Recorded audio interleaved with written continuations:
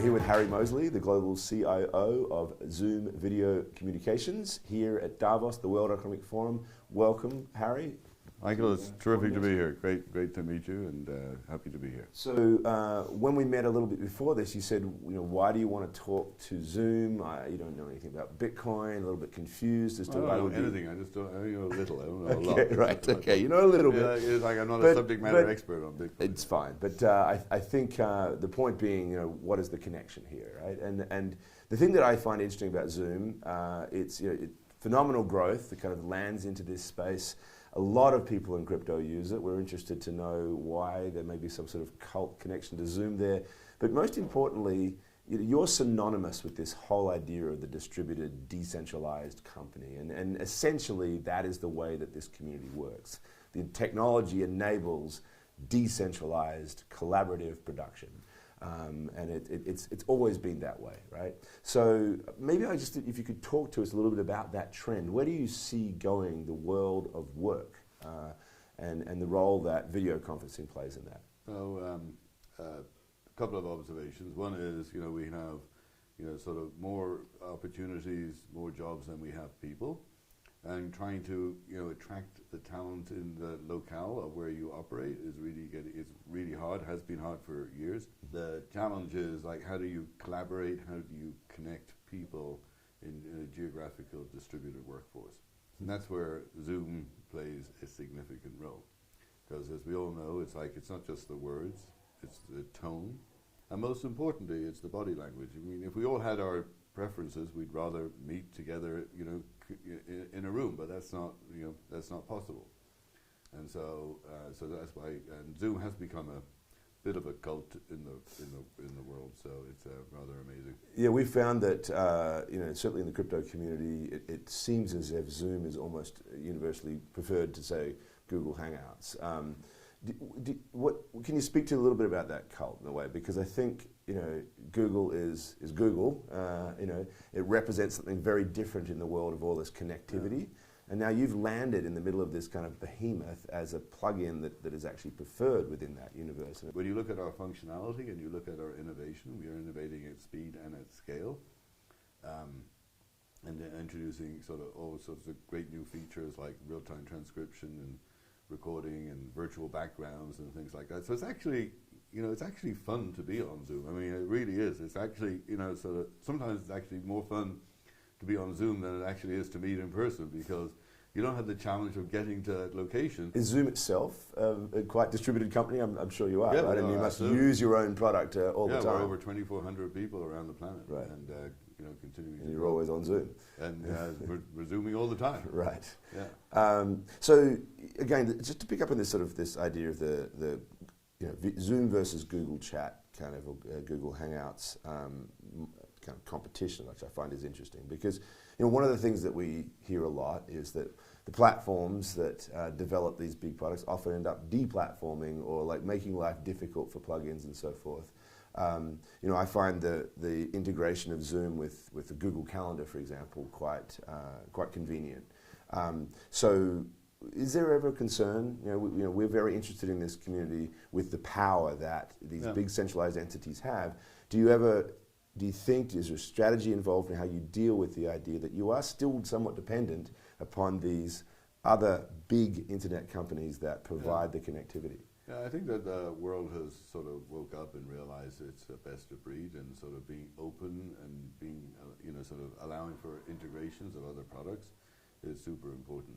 So the notion of a closed system is, sort of no longer really acceptable by the tech community. And so, yes, to say we wouldn't be, to say that we are not concerned, I think would be wrong. So there's always that sort of little bit of that worry, but I think that organizations, broadly speaking, are adopting this much more open platform integration, best of breed.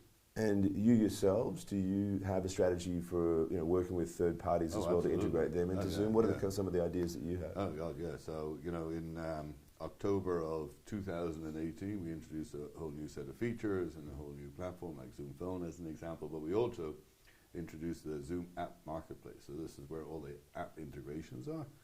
And so I think, if I recall correctly, we have like almost 200 or over 200 apps in the Zoom app marketplace. So you can get great plugins there for things like Outlook or for Google.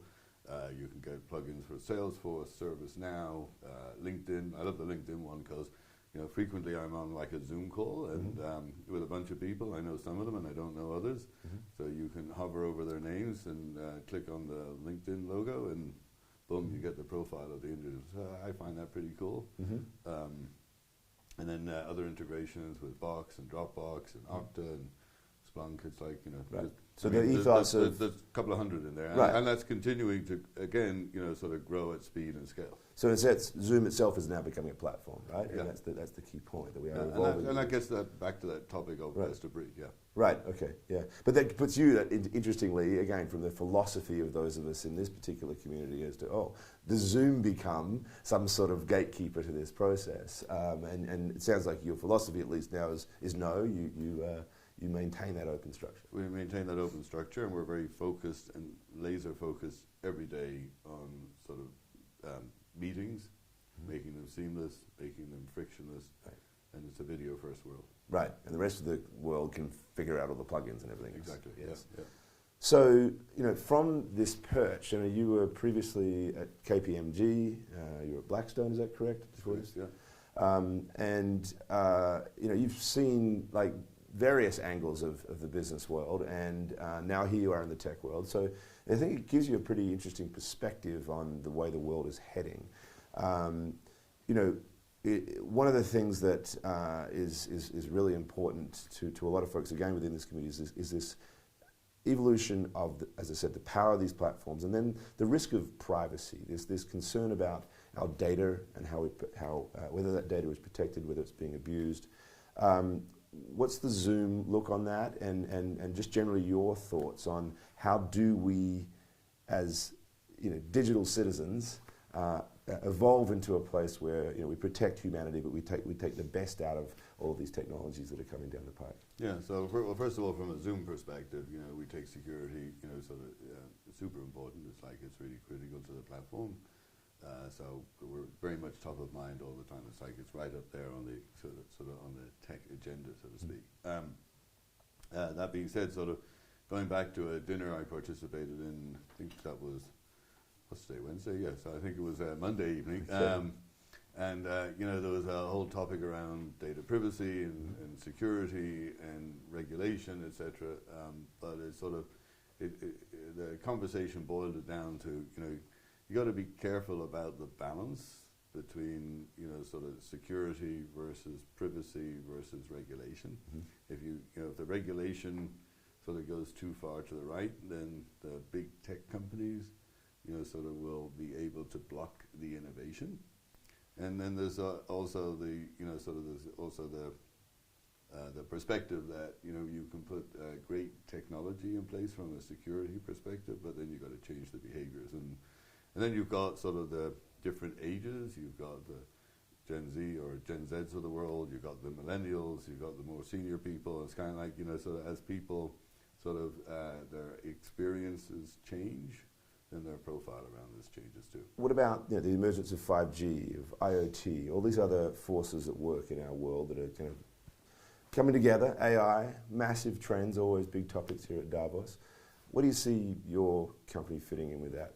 Yeah, so IoT and 5G, will just allow us to do even greater things than what we're currently doing today.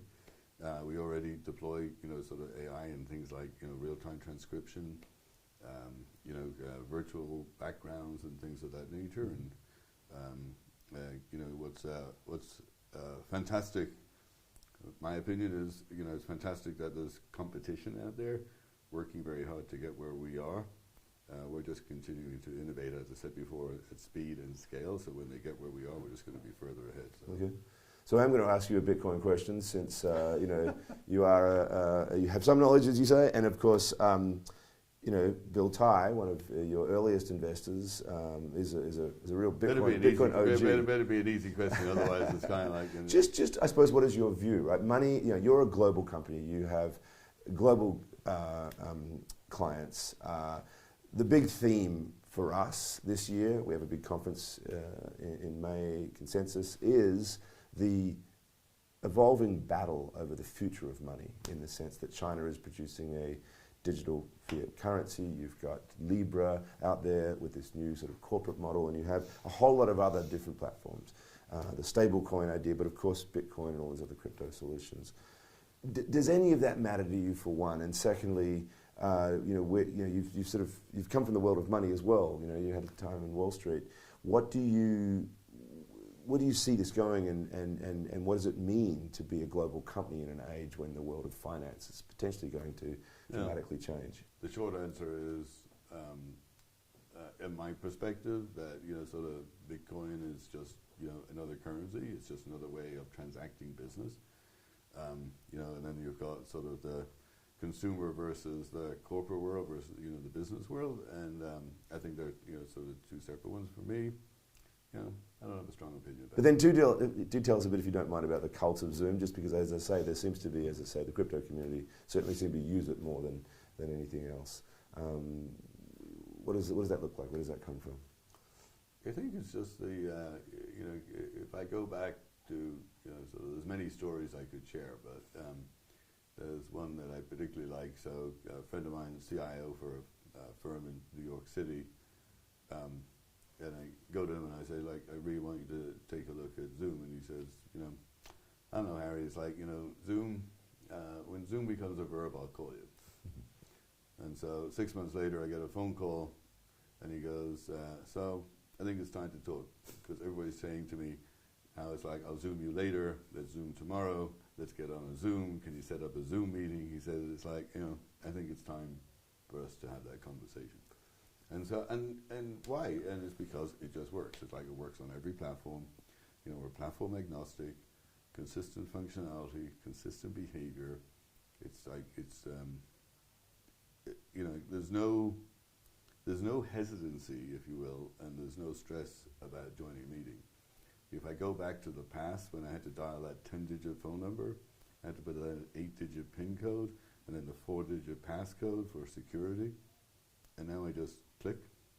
If I got one of those digits wrong, then it could be, it would take me, sort of 45 seconds to get through all that dialing, but now it's one click, and in 10 seconds or under, no stress. Mobile, laptop, anything. So, and I think that sort of brings around a change in behavior. Right, which then leads to cults or enthusiasm. Yeah. Yeah. So we've got a great following, and Eric and the team have really built an amazing platform with technology, functionality, reliability, and its scale. Right. So it's really cool. All right. Well, congratulations on the success so far, and we'll see where it goes from here. It's always exciting to look forward. Harry Moseley, thank you very much for your time. Michael Casey, thank you very much.